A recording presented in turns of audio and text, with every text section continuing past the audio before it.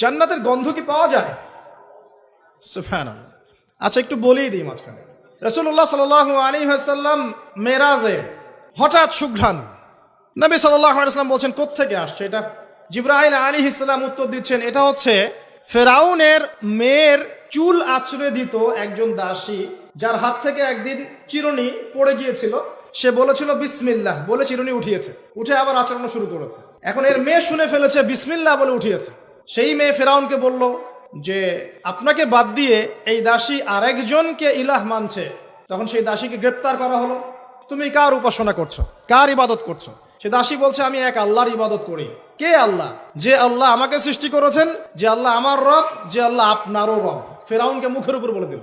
এবার ফেরাউন তাকে ধরে বলছে ফিরে আসো তোমার মতাদর্শ থেকে, না হলে তোমাকে জীবন্ত আগুনে পুড়িয়ে মার। কি বলছে? আগুনে পুড়িয়ে মার।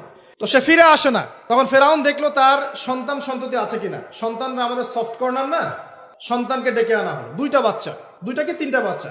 বলছে ফিরে আসো, আমাকে ইলাহ বলে স্বীকার করো, না হলে তোমার সন্তানদেরকে আগুনে ফেলে দিব। সেই মহিলা বলছে আমার তো মাত্র 3টা সন্তান, আমার যদি এর চাইতেও বেশি সন্তান থাকতো তারপর আমি ফিরে আসতাম না।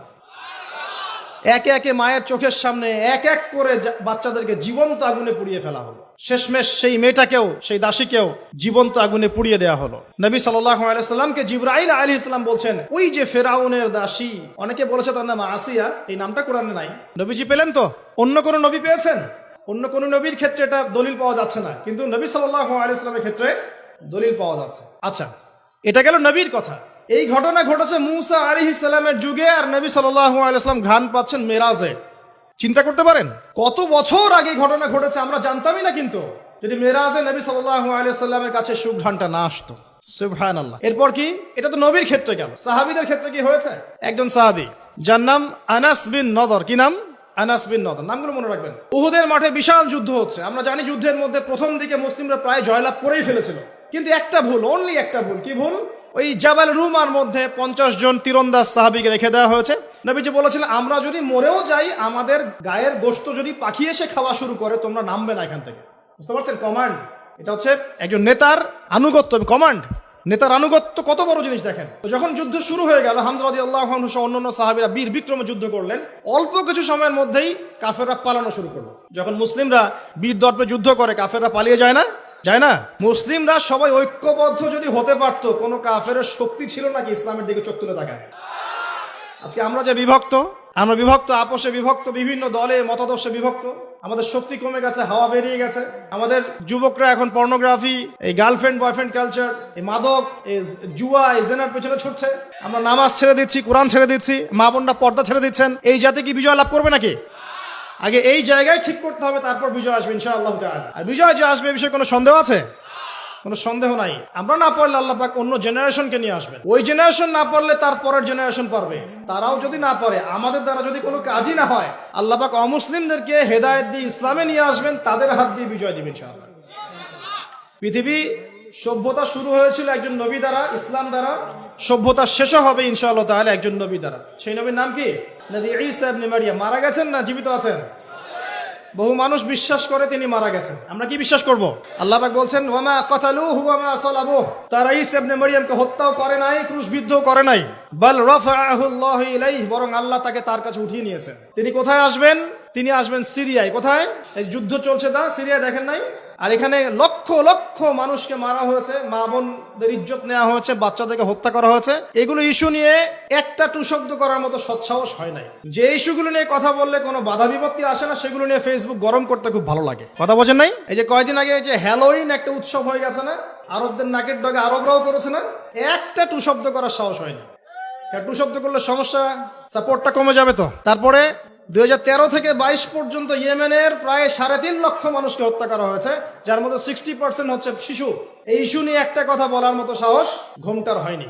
আর কি অসংখ্য ইস্যু আছে পুরো মুসলিম বিশ্বে, যেখানে তাকাবেন সত্যিকারের মুসলিমরা আজকে নির্যাতিত, নিপীড়িত। অর্থনৈতিক ভাবে হোক, সামাজিক ভাবে হোক, আপনার পারিবারিক ভাবে হোক, ধর্মীয় ভাবে হোক, বিভিন্ন ভাবে তাদেরকে হ্যারাস করা হয়েছে। এই মাজলুমদের পক্ষে কথা বলার মতো সৎসাহস হয়নি। কোন ইস্যুগুলো নিয়ে কথা বলতে পছন্দ হয়? ছোটখাটো যেগুলো নিয়ে কথা বললে খুব মজা পাওয়া যায়, 2-4 লাইন কমেন্ট করা যায়, কাউকে অপদস্থ করা যায়, কারো ইজ্জত ধুয়ে দেওয়া যায়। বাস্তবতা কি জানেন? বাস্তবতা হচ্ছে আল্লাহ রাব্বুল আলামিন যখন কাউকে কবুল করে নেন, সারা দুনিয়া মিলেও তার কোনো ক্ষতি করতে পারে না। আরেকটা বড় কথা বলি, মানুষের একটা কথা আছে যে স্পিরিচুয়াল প্রেজেন্স, মানে আধ্যাত্মিক উপস্থিতি বলে একটা কথা আছে। মানুষের ব্যক্তিগত প্রেজেন্সের চাইতে স্পিরিচুয়াল প্রেজেন্সটা অনেক বেশি ইম্পর্টেন্ট। কিভাবে বুঝাচ্ছি? ইব্রাহিম আলাইহিস সালাম কিন্তু বেঁচে নাই, বেঁচে আছেন, কিন্তু তার আদর্শ কিন্তু এখনো জীবিত আছে। নবী মুহাম্মদ সাল্লাল্লাহু আলাইহি ওয়াসাল্লাম বেঁচে আছেন, অবশ্যই তারা কবরে জীবিত, অবশ্যই সেটা অন্য ইস্যু। আমি পৃথিবীর কথা বলছি। নবী সাল্লাল্লাহু আলাইহি ওয়াসাল্লাম কি আমাদের মধ্যে আছেন? মানে আমাদের মধ্যে কি বেঁচে আছেন? তার আদর্শ কিন্তু মরে যায় নাই। এমনকি আমরা যারা এখন অনেক বড় বড় নেতার আদর্শে আমাদের জীবন করি না, তারা কিন্তু কেউ বেঁচে নাই, বেঁচে আছে, তাদের আদর্শ কিন্তু মানুষ এখনো ফলো করছে। তো এটাকে বলে স্পিরিচুয়াল প্রেজেন্স, আধ্যাত্মিক উপস্থিতি। আল্লাহ পাক যাকে কবুল করবেন, যে হকপন্থী হবে ইনশাআল্লাহ তাআলা, সে যদি ফিজিক্যালি প্রেজেন্ট নাও থাকে, তার আধ্যাত্মিক উপস্থিতি জনগণকে পথ দেখাবে ইনশাআল্লাহ। কথা বুঝতে পারছেন? তো বিগার ইস্যুগুলো নিয়ে কথা বলার সৎসাহস হচ্ছে না। এখানে বলছিলাম যে তোমরা এই জাবাল রুমা থেকে নামবে না যদি আমাদের দেহটাকে পাখি খেয়েও ফেলে। সাহাবীগণ প্রথমে দেখলেন আমরা প্রায় জিতে যাচ্ছি, তারা নেমে আসলেন, বললেন আল গনিম আল গনিম। তখন একটা বিপর্যয় সৃষ্টি হলো। কি বিপর্যয়? খালিদ বিন ওয়ালিদ রাদিয়াল্লাহু আনহু 50 জন ঘোড়সাওয়ারকে নিয়ে পিছন থেকে এই সুযোগে আক্রমণ করলেন। পিছন থেকে আক্রমণ হলো, আর আবু সুফিয়ানের বাহিনী যারা পালিয়ে যাচ্ছিল এরা আবার ইউটার্ন করলো। এই দুই চাপে পিষ্ট হয়ে উহুদের মাঠে সাহাবায়ে কেরাম রাদিয়াল্লাহু আনহুদের মধ্যে প্রায় 70 জন বড় বড় সাহাবী শহীদ হয়ে গেলেন। কতজন? প্রায় 70 জন বড় বড় সাহাবী। তাদের মধ্যে আনসার সাহাবীদের আত্মত্যাগ ছিল বীরত্বপূর্ণ। এমনকি নবী সাল্লাল্লাহু আলাইহি ওয়াসাল্লামকেও সেদিন মার খেতে হয়েছে। দাঁত মোবারক শহীদ হয়ে গেছে, পায়ের মধ্যে আঘাত পেয়েছিলেন, এই ভ্রুর মধ্যে কড়া ঢুকে গিয়েছিল। তার পাশে মাত্র 9 জন সাহাবী ছিলেন যখন তাকে আক্রমণ করা হচ্ছে। একে একে সাহাবীরা শহীদ হতে লাগলেন। তালহা রাদিয়াল্লাহু আনহুর কথা বলা যায়, তিনি নবীজিকে নিজে ঘাড়ে করে নিয়ে উহুদ পাহাড়ের উপর উঠে গিয়েছেন, এত শক্তি ছিল তার গায়ে। আমরা যুব সমাজ কি শিক্ষা নেবে এখান থেকে? এভাবে মাদকের সাথে লাইফ লিড করলে তো হবে না। এভাবে যদি জেনা করলে তো আপনি ফিজিক্যালি স্ট্রং থাকতে পারবেন না, মানসিকভাবে স্ট্রং থাকতে পারবেন না। পর্নোগ্রাফিতে আসক্ত হলে তো আপনার শরীরে এনার্জি থাকবে না। জুয়া খেললে তো ওই রকম সাহাবীদের মতো আদর্শমান হওয়া যাবে না।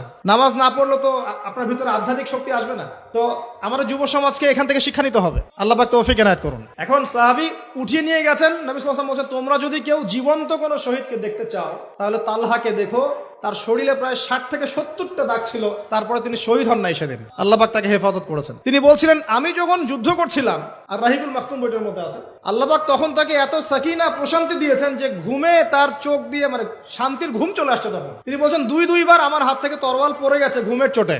চিন্তা করতে পারেন, যুদ্ধ হচ্ছে, আল্লাহ পাক তাকে শান্তির ঘুম দিয়ে দিচ্ছেন চোখের মধ্যে। দুইবার অস্ত্র মানে তরোয়াল পড়ে যাচ্ছে হাত থেকে ঘুমের চোটে। তিনি শেষমেশ শহীদ হন নাই। নবী সাল্লাল্লাহু আলাইহি ওয়াসাল্লামকে ঘাড়ে নিয়ে উঠেছেন উহুদ পাহাড়ের উপরে। নবীজি বলছেন, তোমরা কেউ জীবন্ত শহীদকে দেখতে চাও, তালহাকে দেখো, সে জান্নাত ক্রয় করে নিয়েছে। আবু বকর রাদিয়াল্লাহু আনহু বলতেন, উহুদের দিনটা হচ্ছে তালহার দিন। তালহা যে বীরত্ব দেখিয়েছে উহুদের দিনে, সে এই কাজ দিয়েই ইনশাআল্লাহ জান্নাত ক্রয় করে নিয়েছে। কথা বুঝতে পারছেন? প্রত্যেক সাহাবীর রিপোর্ট ছিল। তো এই সময়ে একটা গুজব ছড়িয়ে পড়েছিল যে রাসূল সাল্লাল্লাহু আলাইহি ওয়াসাল্লামকে হত্যা করা হয়েছে, এমন একটা গুজব ছড়িয়ে দেওয়া হয়েছে মাঠের মধ্যে। এখন অনেক সাহাবী তরোয়াল নিয়ে বসে পড়েছেন যে নবী যদি বেঁচে না থাকেন তাহলে আমরা যুদ্ধ করে কি করবো, এরকম চিন্তা। তখন এই আনাস বিন নাদর রাদিয়াল্লাহু আনহু তিনি ঘোড়া নিয়ে ছুটছেন। পাশে দেখা হয়েছে সাদ বিন মুয়াজ রাদিয়াল্লাহু আনহুর সাথে। কার সাথে? সাদ বিন মুয়াজ, আনসার সাহাবী, বিখ্যাত সাহাবী, যার জানাজার নামাজে নবী সাল্লাল্লাহু আলাইহি ওয়াসাল্লাম বলেছেন যে 70,000 ফেরেশতা জানাজার নামাজে উপস্থিত ছিল। সুবহানাল্লাহ। কোন সাহাবী? সাদ বিন মুয়াজ। মনে রাখবেন এগুলো। আমাদের যুবকদেরকে, আমাদের আইডলদেরকে তো চিনতে হবে, আমাদের অরিজিনাল সুপার হিরোদেরকে চিনতে হবে না। আমাদের সুপার হিরো কি নেইমার, মেসি নাকি? এইসব অহেতুক কাজে সময় নষ্ট করবেন না। টোটালি ওয়েস্ট অফ টাইম, সময়ের অপচয়। জুয়া খেললে অর্থের অপচয়, আপনার যৌবনের অপচয়। সবচেয়ে বড় কথা হচ্ছে হায়াতটা নষ্ট হয়ে গেল। হায়াত নষ্ট হয়ে গেল। হ্যাঁ, খেলবেন, আমি তো খেলার পক্ষের মানুষ নাকি। খেলবেন যে খেলাতে আপনার ফিজিক্যাল উপকার আছে, ফরজ ওয়াজিব তরক হচ্ছে না। খেলতে গিয়েছেন, নামাজ মিস হলে খেলা চলবে না। ফিজিক্যাল স্ট্রাকচার ঠিক রাখার জন্য, স্ট্যামিনার বাড়ানোর জন্য, ফিজিক্যালি ফিট থাকার জন্য আপনি কায়িক খেলা কিছু খেলতে পারেন। এই খেলাগুলোর মধ্য দিয়ে আপনার ফরজ ওয়াজিবকে তরক করা যাবে না। এগুলো খেলা দেখতে বসলে আমাদের কোনো উপকার আছে? ফিজিক্যাল খেলছে ওরা আর আমরা গোল গোল করে চিল্লাচ্ছি, কোনো উপকার আছে? জাস্ট একটা চোখের ক্ষুধা, কিছু না। অথচ আপনি যদি সকালবেলা উঠে 10 রাউন্ড দিতেন পদ্মার পরে, উপকার ছিল। আধা ঘন্টা আপনারা যদি ফুটবল খেলতেন। একটা আয়াত থেকে কথা বলা শুরু করি। সূরা হুজুরাত পড়বেন, সূরা হুজুরাত। এই সূরার প্রথম 4টা আয়াত পড়লে বুঝতে পারবেন আল্লাহ রাব্বুল আলামিন সাহাবীদেরকে শিক্ষা দিচ্ছেন। কাদেরকে? নবীর সাহাবীদেরকে শিক্ষা দিচ্ছেন যে যখন রাসূল সাল্লাল্লাহু আলাইহি ওয়াসাল্লাম কথা বলবেন, তোমরা তার কণ্ঠস্বরের উপরে তোমাদের কণ্ঠস্বর নিয়ে যাবে না। যদি রাসূলের কণ্ঠস্বরের উপরে তোমাদের গলার ভয়েস চলে যায়, তোমাদের আমল ধ্বংস হয়ে যাবে, তোমরা টেরি পাবে না। এখন রাসূলের কথাগুলো কারা বলেন? আলেম ওলামারা, দ্বীনের দায়ীরা, মুআল্লিম, মুবাল্লিগরা।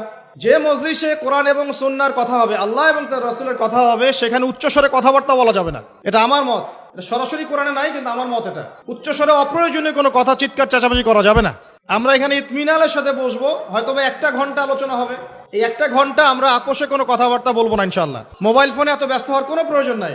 রেকর্ড হচ্ছে, আমাদের অফিসিয়াল মিডিয়া আছে ইনশাআল্লাহ, সময় মতো ইউটিউবে পেয়ে যাবেন ইনশাআল্লাহ। টেনশনে কিচ্ছু নাই। তখন ডাউনলোড করতে পারবেন, শেয়ারও করতে পারবেন।